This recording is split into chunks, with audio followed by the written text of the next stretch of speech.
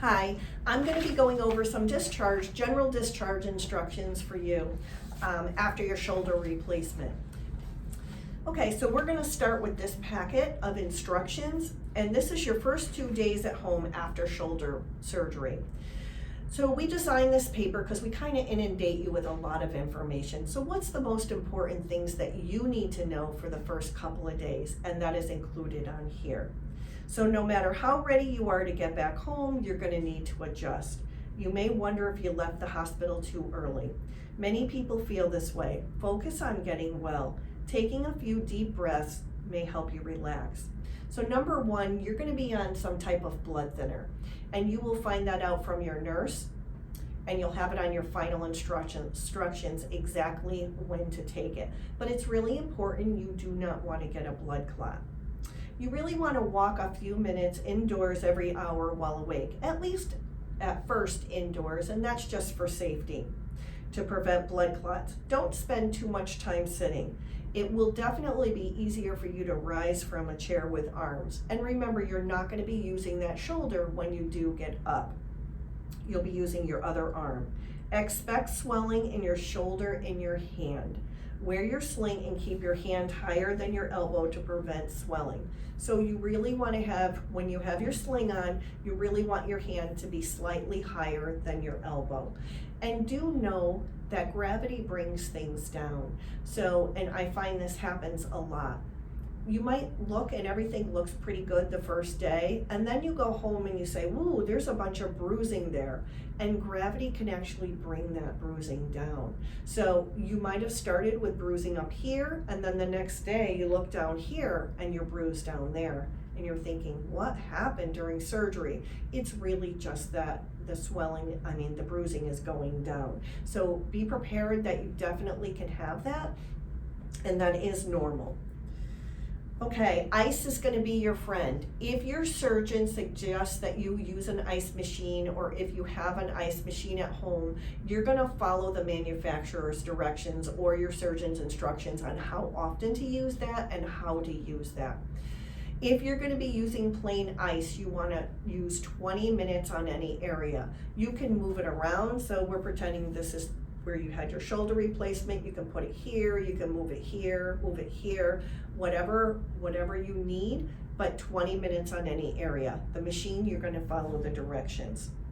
Do your deep breathing exercises. You're going to take this little machine home with you. You're going to go slow and steady with this machine, not fast and furious. The object is to keep this yellow part in the best range while trying to get this part up as high as you can, but it's quality over quantity, so you want to make sure that you keep it in this range. Okay, so you can take it home with you.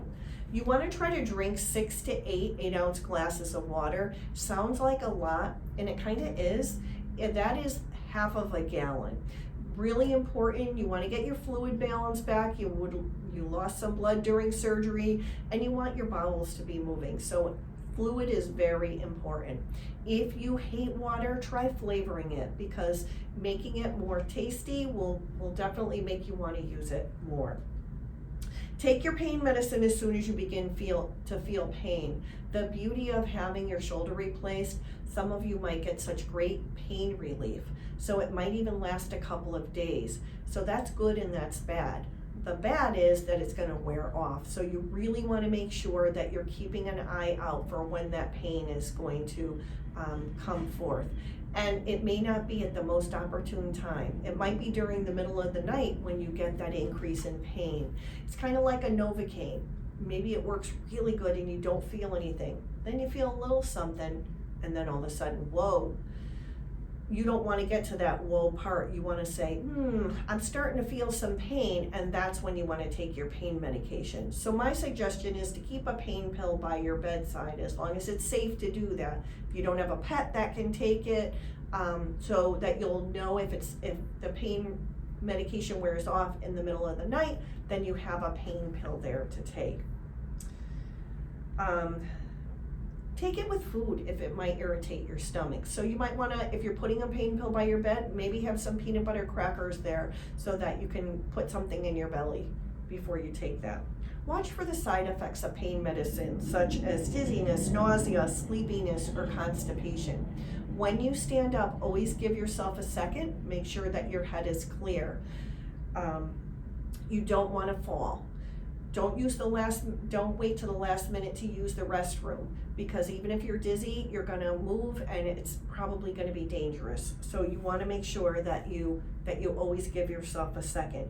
Constipation can be a really big problem. The surgery itself, the anesthesia, the pain medication. So you want to make sure that you're taking your stool softeners. You want to make sure that if they send you home with Middlesex, which are those crystals that dissolve in water, that you're taking all of that until you can actually go on a regular basis. Then you can stop taking all of that stuff. Eat plenty of fiber-rich fruits and vegetables. That can help with your constipation too. You can add in prunes, prune juice. I would not eat a whole bag of prunes, but if you want to eat a couple prunes, that's great. If you want to do prune juice, prune and apple you can mix and warm it. For some reason, the warming actually stimulates your bowels. Check your temperature 2 to 3 times a day. Make sure that you have a thermometer at home because you want to catch anything beforehand as quickly as possible. Okay, we're going to go on to the next page. And just remember, these are general instructions. If your surgeon tells you something different than I'm telling you, you'll always go by your surgeon because they know you best. So you're going to keep the bandage on for as long as the surgeon tells you, and you will get that instruction right before you leave, so you'll know exactly when that comes off. You're going to check your incision every day once the bandage comes off and use that care sheet that we're going to be going over. Do not use your operated arm for anything, including washing, dressing, getting up out of the chair or bed until the surgeon tells you to. Once that surgical bandage is removed, if there's any drainage, just some clean gauze and tape. No drainage, you can leave it open to air. But you want to change, if you are going to put something on it, change it every day because you want that same set of eyes to be looking at it. And remember, you should be using a mirror so that you can see everything. Do not apply any creams or ointments. So no bacitracin, no vitamin E, no scar remover. You don't want to put any of that on there. Never leave a wet dressing. If you have the special dressing that we went over, this one, it's okay to get this wet. It's made for that. But if your surgeon did not use this dressing, or you have gauze and tape on, you're not going to shower with that on because you don't want the wetness against your incision. Keeping the incision clean. Keep your hands clean. Keep them away from your incision. If you have pets at home, you want to keep direct fur away from your incision. So if you have a cat that likes to sit on your shoulder, not a good idea. A bird, anything, try to keep them off. Avoid taking baths, swimming in hot tubs until okayed by your surgeon. You don't want to be under the water. You can shower when you get that instruction, and remember, you'll have that before you leave. You want to try to use an antibacterial soap, not that liquid from the lab, that's too strong. But if you have like a Dial or any type of antibacterial soap, you want to wash around the incision for the first week. Soap and water can go over it. After about a week, you can start gently scrubbing it, gently. Pat it dry after the shower. Remove the sling each day to wash your arm and shoulder. Use a damp washcloth to wash your armpit and skin. Dry well with a towel. So let's say this is my operated arm. You can get some moisture in there because your arm is going to be like this for a long period of time. So you can get moisture in there, and the moisture can cause a fungus. So you don't want that to happen. So when you want to wash it every day, you can let your arm hang down. You don't want to move your shoulder. You just want to keep your arm like this, and you can use your other arm and use a washcloth or your hand to wash in there. Soap and water. Dry it out really good. Rinse it really good and then dry it. And then if you are getting an irritation anyway, you can take a dry washcloth and put it in there and leave it there. And you want to change that every day because you want to have a clean one in there. Okay? So, care while wearing the sling. Wear your sling at all times except for when washing or dressing. You're not going to wear the sling in the shower. And when you're getting dressed, you're going to put your arm in the garment so you can take your arm out. And occupational therapy should be showing you exactly how to get dressed. Wear it even when sleeping. When you're sleeping, you don't know what you're doing. To prevent swelling or to help with the swelling, you want to adjust the strap so that your hand is slightly higher than your elbow. You may need another person or a pillow to prop this when you go to pull the cord up, because if your arm is dead weight, it's going to be really hard to adjust that. So if your arm is propped on a pillow, or you can hold it and someone else can do this part, that would be better. You want to make sure that your elbow is all the way back in the sling. You want to make sure that it's smooth. You want to make sure it's not pulling too much on your neck, or you're going to have neck problems. If you need to wash the sling, you're going to need to hand wash it and air dry it, okay? Because that's the only way. If your armpit becomes irritated, like I said, you're going to put a dry folded washcloth in there. Protecting your shoulder. When your arm is out of the sling, you're going to let it hang by your side, or you're just going to prop it on your lap. Don't reach out to the side or behind your body or push with your operated arm. You need to let that heal before you do too much. Follow your doctor's instructions. You want to get the best outcome you can get from your shoulder. So you really want to follow the directions. With a shoulder replacement, there's a lot of patience involved, so you want to be very patient. It says don't lift anything heavier than a glass of water. Really try not to lift anything if you can. You may be more comfortable sleeping in a recliner. Patients have said that definitely helps. When lying on your back, support your arm with a rolled up towel under your elbow. Hopefully you'll understand this, but when your arm is in the sling, if you can see my arm is pretty straight like this, pretend I'm sitting in the recliner. What you don't want to happen is you don't want your elbow to slip back like this because you're moving your shoulder. So if you're laying in bed, or you're sitting on the couch, or you're sitting in a chair or anywhere, you want to prop something behind your elbow, whether it be a rolled up towel or if it's a little pillow, but you want to support your elbow back here so that your arm is not slipping like that, okay? So if you have any questions about that, have the nurse show you how to do that. For your bowels, pain medicine and less activity may cause constipation. You want to make sure you're taking your bowel medicine when you return home.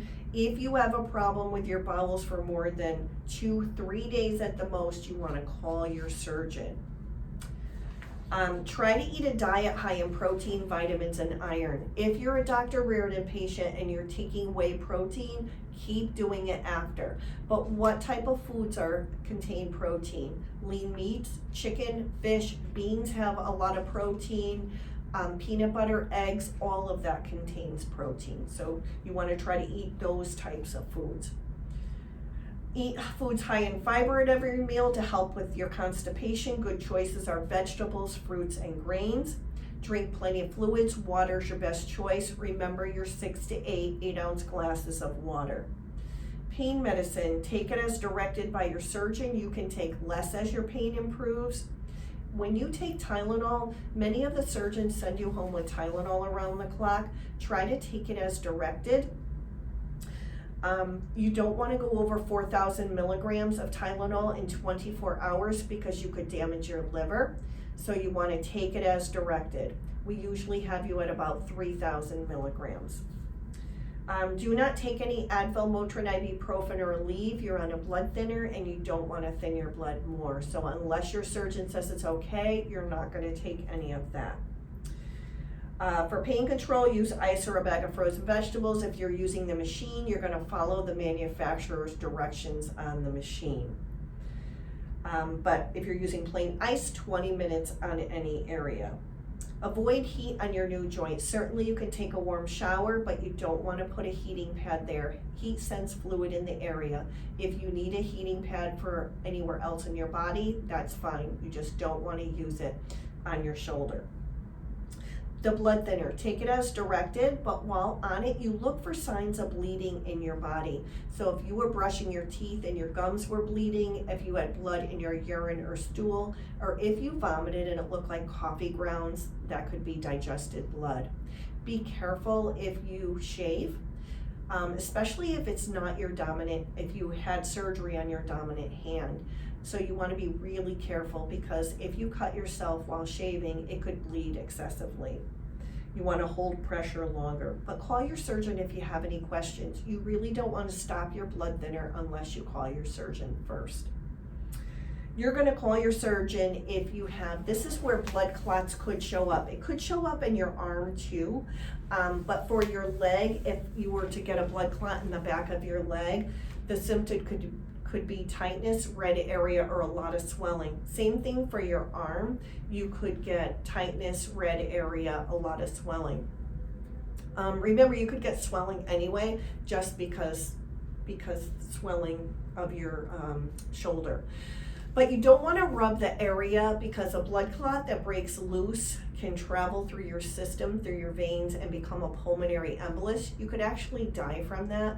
So you would call 911 if you got short of breath. If you suspected something in your arm, you're going to call your surgeon too, okay? You're going to call your surgeon if the pain medicine's not working, so you have pain even when taking your pain medicine, increased pain, redness, or 2 temperatures in a row. That's indicating maybe you have an infection, bowel problems for more than 2-3 days at the most. Questions about your blood thinner. You do need to take an antibiotic, or you may need to take an antibiotic before going to the dentist, depending on what your surgeon's protocol is. So you need to ask that question. Do I need to take an antibiotic before going to the dentist? And is there a time period I need to wait to go back to the dentist?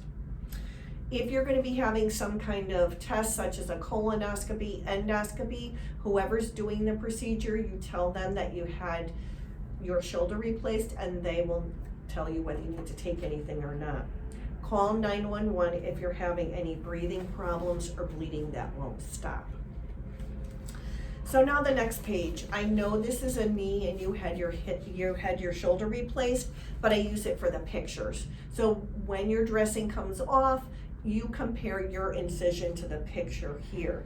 Green means go, yellow means caution, and red means stop. So if you look at this one, there is some bruising there. There's a little bit of redness, but it looks pretty good. This one is starting to separate and become more red, and then that's very red. So in this green, you want to have no new drainage. Your pain should be getting better every day. So every day you're going to do an area check if you have the bandage on, or a wound check if the bandage has come off. You're going to take your temperature twice a day and then record it. In this middle part, these are the things that are going to get you cautious. If you have more than one of these symptoms, more drainage than the day before, moderate pain at rest, more swelling or redness, temperature at or over 100.9. You're going to call the surgeon to report these changes. You're going to ice.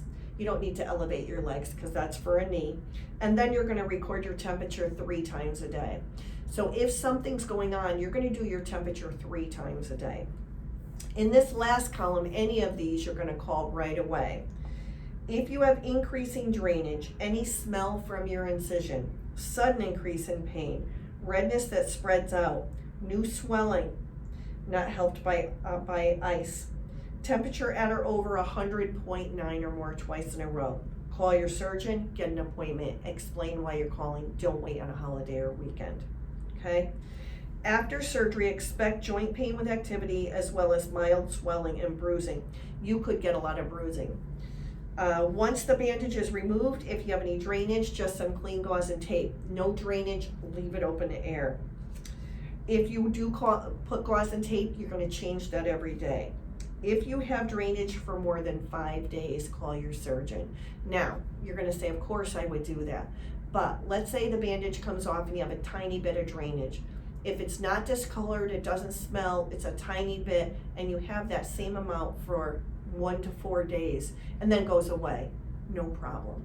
If it becomes more and more, starts to smell, discolors, or it lasts 5 days or more, you're gonna call, because now something's going on and you need to get it looked at. This is where you're gonna record your temperature twice a day for 14 days. Now, if you go home on a baby aspirin and you go home with Tylenol, both of those will actually lower your temperature. So you really want to take your temperature before you take your baby aspirin and Tylenol, okay? So you have an accurate reading. A normal temperature is 98.6. What we worry about is 100.9 or greater. So for 2 weeks, 14 days, you're gonna take your temperature twice a day unless something's going on, and then you're gonna do it 3 times a day. Okay, and then record it. Okay, you're gonna get a robotic phone call, and you're gonna get this on 3 days after surgery. If it's a holiday 3 days after, or it's a weekend, you'll get it on the following business day. So 3 business days after surgery, you're gonna get this phone call. It's gonna ask you a series of questions. Please answer those questions, because if you answer anything negative or that you have a question, it actually sends someone an email and then they will call you to follow up. Okay, so you want that follow-up. Another thing you're probably gonna get in the mail is either an HCAHPS or a Press Ganey score survey. Please fill that out, because we can't improve our program unless we know what to improve. So thank you for listening to these instructions. Please write down any of your questions and ask your nurse the questions. They can answer them. Thank you for choosing Middlesex Hospital, and have a speedy recovery.